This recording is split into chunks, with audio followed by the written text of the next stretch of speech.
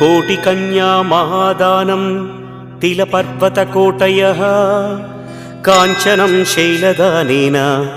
एकबिल्वं शिवार्पणम् काशीक्षेत्रनिवासं च कालभैरवदर्शनम् प्रयागे माधवं दृष्ट्वा एकबिल्वं शिवार्पणम् इन्दुवारे व्रतं स्थित्वा निराहारो महेश्वर नक्तं हौष्यामि देवेश एकबिल्वं शिवार्पणम् रामलिङ्गप्रतिष्ठा च वैवाहिककृतं तथा तटाकादि च सन्तानम् एकबिल्वं शिवार्पणम् अखण्डबिल्वपत्रं च आयुतं शिवपूजनं कृतं नाम सहस्रेण